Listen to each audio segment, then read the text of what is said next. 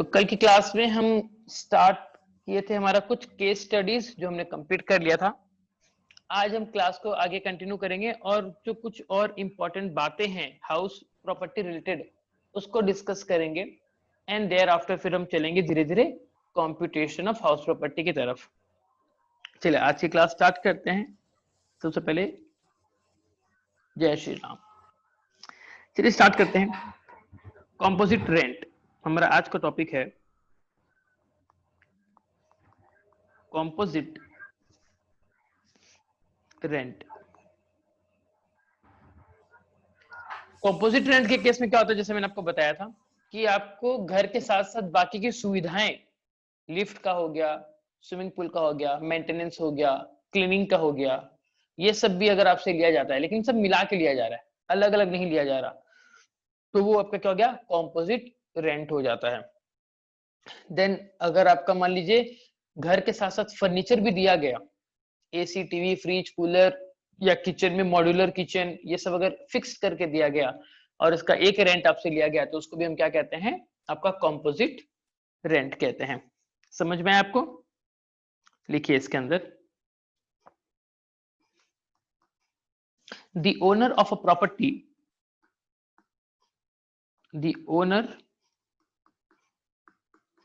of a property may sometimes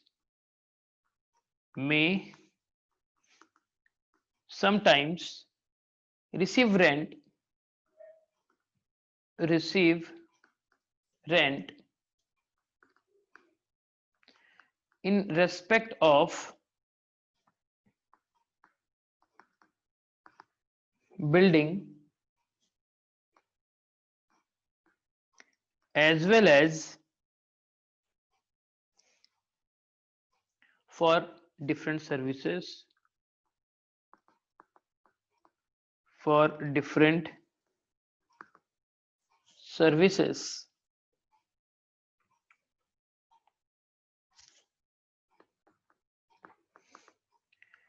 provided in the building,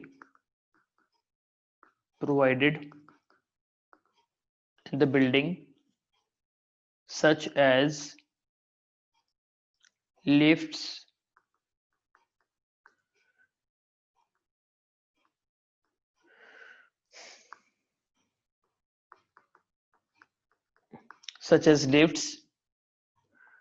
security,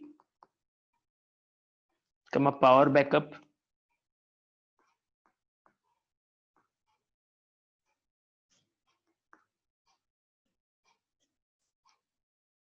or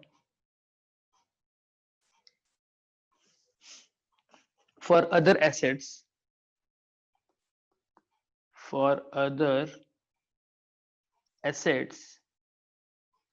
like furniture, plant and machinery, plant and machinery मतलब basically आपका Aquaguard हो गया, AC हो गया, modular kitchen हो गया, किचन की चिमनी हो गई, ये सब चीज।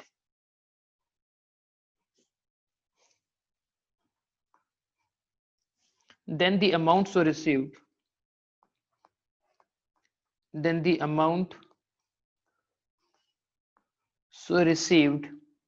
is known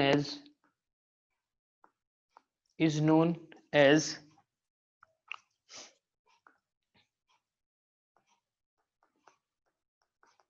composite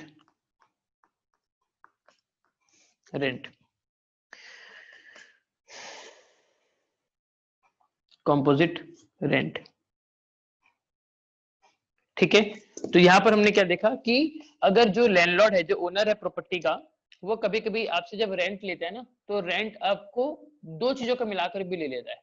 first case में वो आपको घर तो भाड़ा में दिया ही दिया, साथ साथ उससे रिलेटेड सर्विसेज भी दिया, लिफ्ट की सर्विस, सिक्योरिटी गार्ड की सर्विस, या जैसे मान लो आपका क्लीनिंग का सुविधा हो गया, वो सब। देन पावर बैकअप हो गया। अपार्ट फ्रॉम दैट वो आपको क्या कर सकता है, वो आपको घर के साथ साथ आपको डिफरेंट फर्नीचर भी लगा के देता है, डिफरेंट प्लांट एंड मशीनरी भी लगा के देता है। ठीक है, तो उसे अगर जो पैसा मिलता है उस चीज का, उसे कहते हैं हम कॉम्पोजिट रेंट। समझ में आया आपको? समझ में आया आपको? Yes sir. Okay sir. Yes sir. अब इंपॉर्टेंट इसमें क्या आ जाता है कि सर ये तो पता चल गया, इसका टैक्स ट्रीटमेंट हमको बता दीजिए कि इसका टैक्स ट्रीटमेंट क्या होगा। तो चलिए टैक्स ट्रीटमेंट देखिए।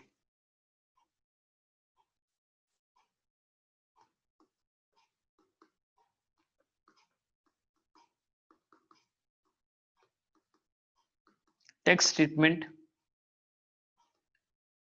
फॉर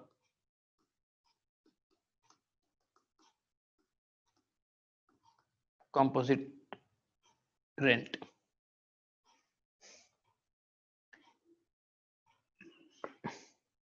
अभी भी हमने देखा कि वो घर के साथ साथ दो चीजें प्रोवाइड करा सकता है। क्या? या तो कुछ सर्विसेज या फिर कुछ एसेट्स, है ना? तो आप ऐसे लिख सकते हैं उसको, बिल्डिंग प्लस सर्विसेज। दूसरा लिखिए building plus other assets. Other assets मतलब फर्नीचर, ठीक है? तो इस केस में क्या होगा,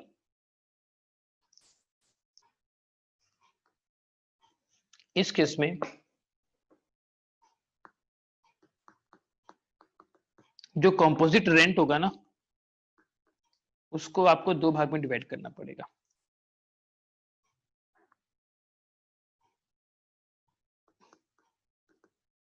composite rent attributable to, first वाला आपका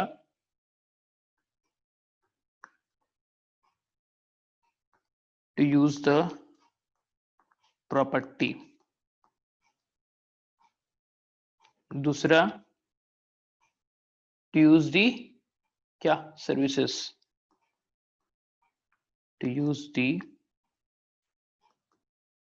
सर्विसेज।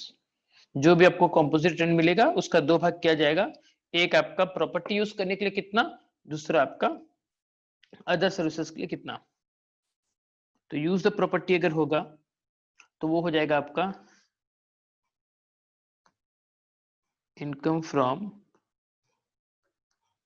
हाउस प्रॉपर्टी, उससे जो भी पैसा आएगा वो आपका इनकम फ्रॉम हाउस प्रॉपर्टी वाले हेड में टैक्सेबल होगा। और दूसरा जो आएगा वो आपका हो सकता है इधर PGBP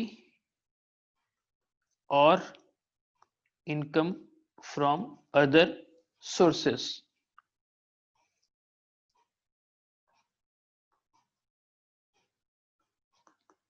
as the case may be, as the case may be।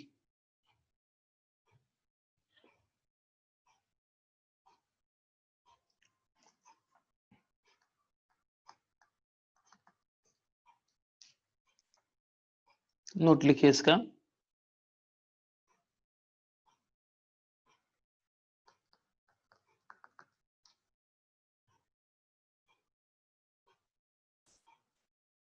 Note लिखिए, दिस रूल इज एप्लीकेबल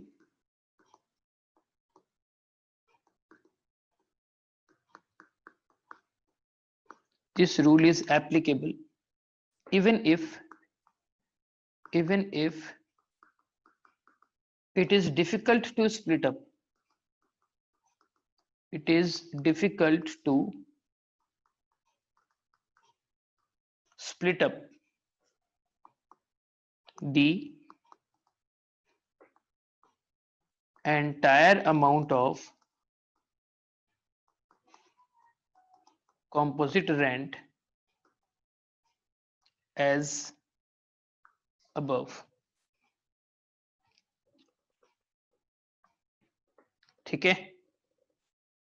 तो ये आपने देखा कि अगर हम जब बात करते हैं कंपोजिट रेंट की, तो उस केस में अगर आपको बिल्डिंग प्लस सर्विसेज अगर आपको मिली है, ठीक है, बिल्डिंग प्लस सर्विसेज अगर आपको मिली है, तो उस केस में आपको जो कंपोजिट रेंट है उसको दो भाग में स्प्लिट किया जाएगा कि भैया प्रॉपर्टी यूज करने के लिए कितना रेंट है और आपका सर्विसेज यूज करने के लिए कितना पैसा है।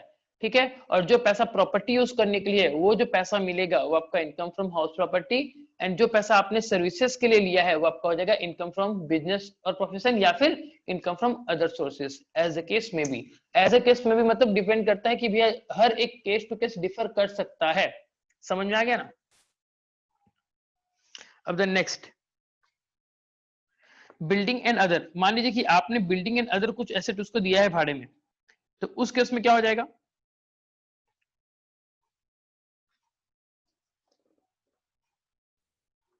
अगर आपने बिल्डिंग या अदर एसेट कुछ दिया है तो यहां पर दो सिचुएशन हो सकता है।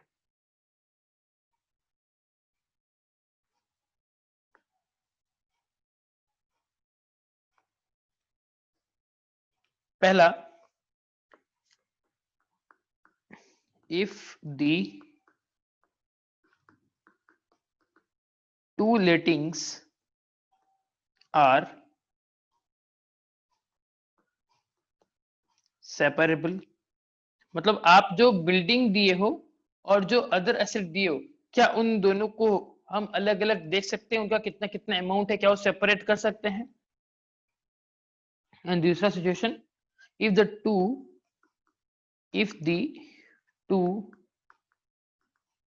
lettings are not separable,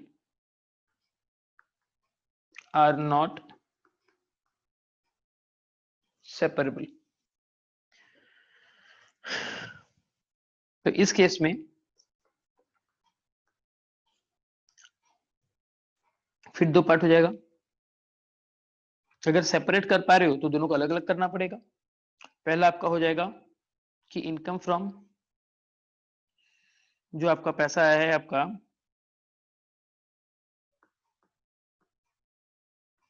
ये इसको ऐसे कर दो, इसमें जो आपने जो बिल्डिंग दिया है, बिल्डिंग के ऊपर जो पैसा आया वो आपका हो जाएगा income from house property. And जो आपका अदर एसेट्स है, जो आपका अदर एसेट है वो आपका हो सकता है क्या? इन पीजीबीपी हो सकता है या फिर income from other sources, as the case may be. लेकिन दूसरे केस में अगर दोनों को आप सेपरेट सेपरेट अगर नहीं कर सकते तो जो रेंट आपको मिलेगा ना, तो वो रेंट क्या हो सकता है?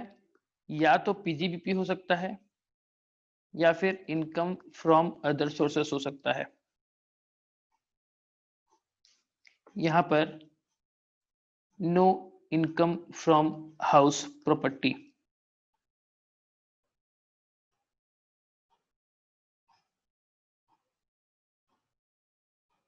यहां पर no income from house property अगर वो नॉट सेपरेबल है तो, अगर वो नॉट सेपरेबल है तो। समझ में आ गया? बहुत ही सिंपल है। देखो, जो आपका बिल्डिंग से रिलेटेड पैसा मिला वो income from house property. Other अगर कुछ मिलता है तो आपका क्या हो जाएगा? वो इनकम फ्रॉम अदर सोर्सेस या पीजीवीपी, एज द केस में भी। जब बात करते हैं हम बिल्डिंग की और एसेट की, उस केस में अगर आप उनको सेपरेट सेपरेट नहीं कर पा रहे हो तो उस केस में क्या करेंगे? हम उस पूरे रेंट को इनकम फ्रॉम हाउस प्रॉपर्टी नहीं मानेंगे, उसको या तो पीजीबीपी में डालेंगे या फिर इनकम फ्रॉम अदर सोर्स मानेंगे। ये हमारा एक चार्ट कॉम्पोजिट रेंट का। आप लोग चाहो तो, अगर जो लोग नहीं लिख पाए हैं या जो लोग लेट से आए हैं, you can take a screenshot of the same composite rent का। और इतने डिस्कशन में अगर आपको कुछ डाउट है तो प्लीज पूछिए, फिर हम आगे बढ़ेंगे। है कुछ doubt?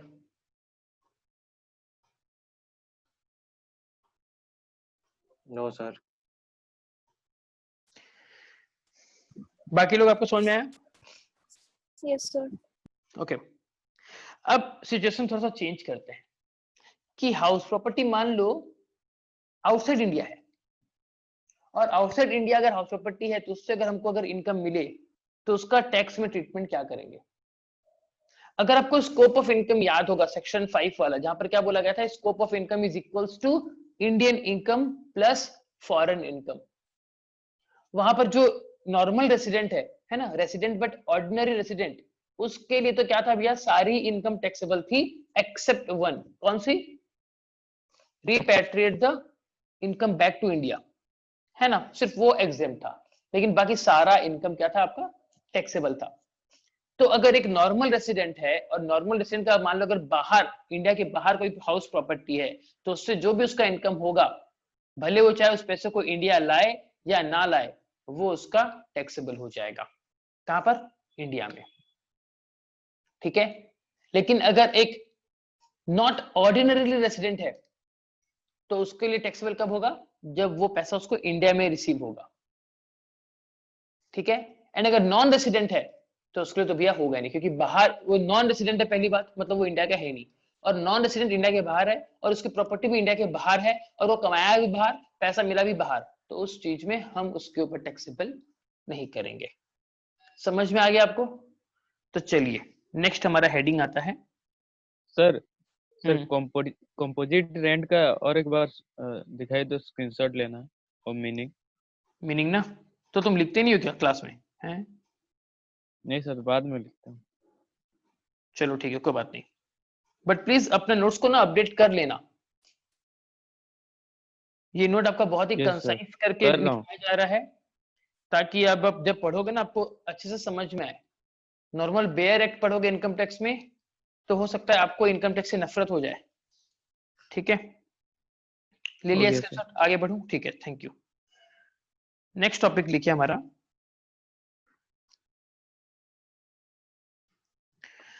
Income from house property situated outside India.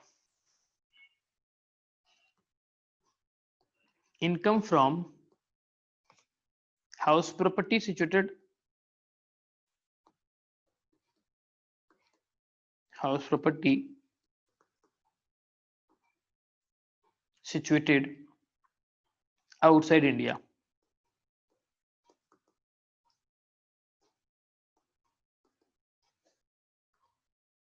Income from house property situated outside India.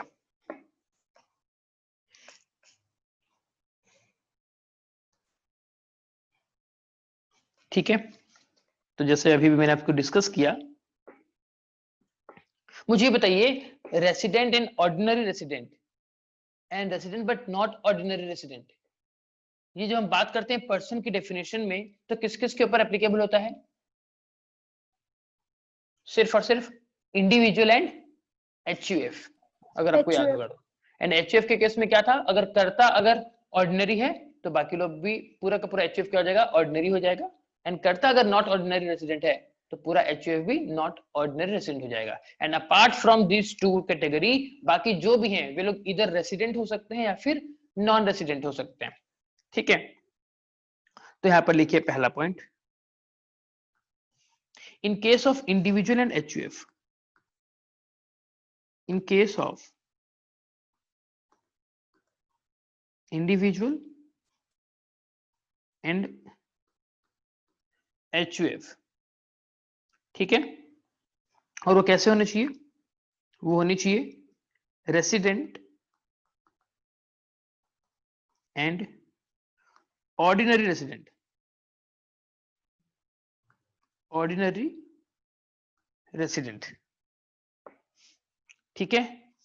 तो इनके केस में क्या हो जाएगा, income from house property outside India वाली जो भी है, वो हो जाएगी टैक्सेबल, वो हो जाएगी टैक्सेबल, चाहे वो उस पैसा को इंडिया में लाए या ना लाए, taxable whether such income is brought into India or not.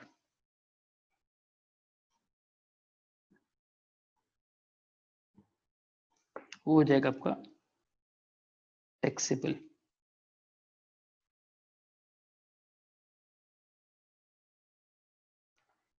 दूसरा सिचुएशन, क्या हो सकता है भैया, या तो वो नॉन रेसिडेंट है या फिर वो resident but not ordinary resident है। अगर वैसा कुछ हो गया तो उस केस में टैक्सेबल तभी होगा जब उसको इंडिया में मिलेगा। लिखिए, taxable only when it is received or deemed to be received or deemed to be received in India। तीसरा सिचुएशन,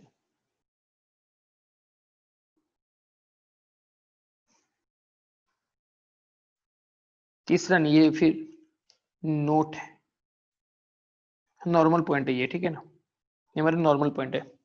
इसमें लिखिए, if income received in foreign currency, हो सकता है कि भैया मेरे को डॉलर में वो रेंट पे करता है, ठीक है, और फिर मैं वो डॉलर को अपना रुपये में कन्वर्ट करता हूँ और फिर मेरे बैंक पे डालता हूँ। So if income received in foreign currency, तो हम क्या करेंगे, उसको हम करेंगे converted into domestic currency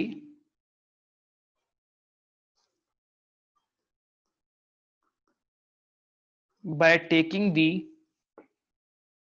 taking the telegraphic transfer rate, जिसको हम बोलते हैं TT rate, sorry TT buying rate,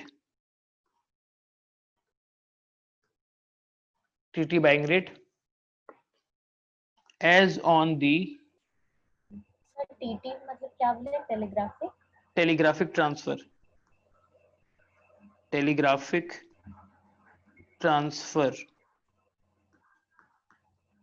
TT buying rate as on दी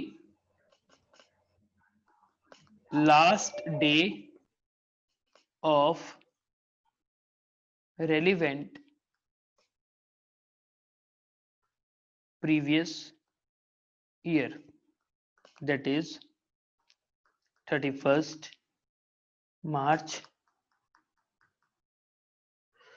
जो भी ईयर होगा वो, ठीक है। अब ये वाला पॉइंट देखिए, थर्ड नंबर पॉइंट थोड़ा डिस्कस कर देता हूं। ये क्या बोल रहा है कि इट मे बी पॉसिबल आपको जो रेंट मिल रहा होगा, ठीक है, वो फॉरेन करेंसी में मिल रहा होगा, तो उस केस में अब आपको तो साल भर में अलग अलग डेट पे मिला है ना, तो अलग अलग डेट पे जब आपने उसको कन्वर्ट करवाया आपकी डोमेस्टिक करेंसी में, तो उसका वैल्यू भी अलग अलग हुआ होगा।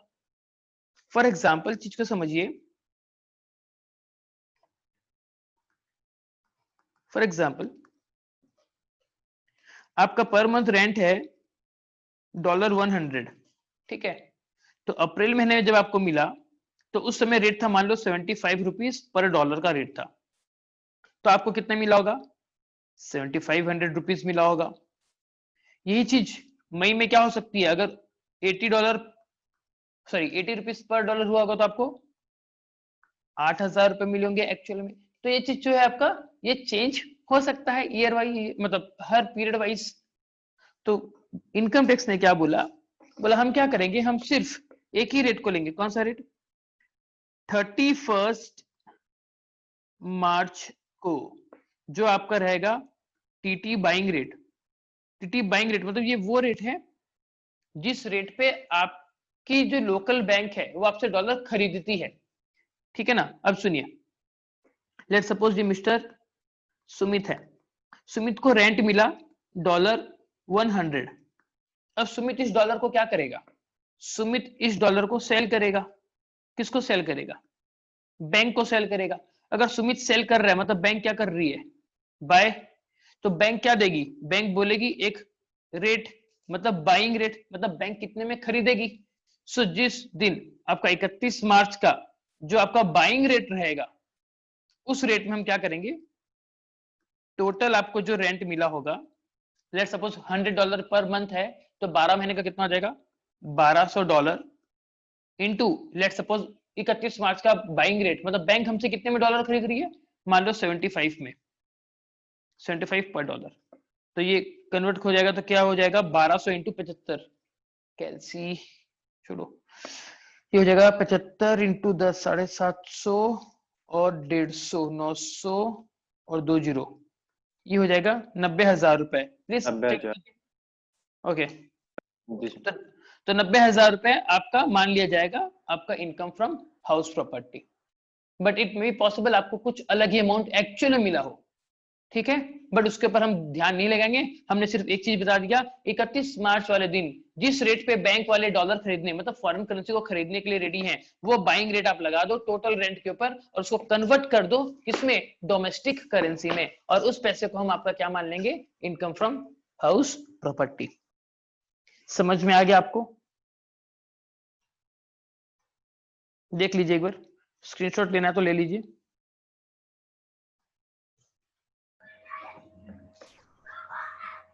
ले लिए स्क्रीनशॉट? सर लिख लिया। लिख लियो? लिख लिया सर। वेरी गुड, लिखना इज वेरी गुड, क्योंकि मैं जितना स्लो स्लो लिखा रहा हूं ना, आप लोग साथ साथ मेरे लिख सकते हो, ठीक है। तो चलिए अब इसके बाद जो हमारा एक ऐसा पॉइंट आएगा जो कि बहुत इंपॉर्टेंट है as a normal human being, मतलब हमारे लिए एज ए टैक्स पेयर, मतलब ऐसे भी हो सकता है ना कि बहुत सारी हाउस प्रॉपर्टी हो और उसके ऊपर टैक्स भी ना लगे, मतलब ये कि जो हमने पढ़ा था सेक्शन 10 एग्जेम्प्टेड इनकम, उसी से कुछ कुछ इसमें रिलेटेड है, बहुत सारे इसी में से रिलेट करेंगे कि भैया हाउस प्रॉपर्टी ऐसी कौन कौन सी है जिसके ऊपर इनकम तो होगा लेकिन आपको टैक्स नहीं देना पड़ेगा। समझ में आया आपको? तो ये जानना बहुत जरूरी है, क्योंकि ये एक ऐसा पॉइंट है जिसको अगर हम अच्छे से समझें, so we can do what, tax planning, tax avoidance और टैक्स इवेजन। क्या कर सकते हैं बोलो? Tax planning. टैक्स प्लानिंग कर Tax सकते planning। हैं। वेरी गुड, ठीक है। तो चलिए हमारा फर्स्ट ब्रेक का टाइम हो गया है, हम एक छोटा सा ब्रेक लेते हैं, ब्रेक के बाद इस टॉपिक को स्टार्ट करेंगे जो रहेगा हमारा क्या, cases where the income from house property are exempt from tax, ठीक है। चलिए मिलते हैं ब्रेक के बाद।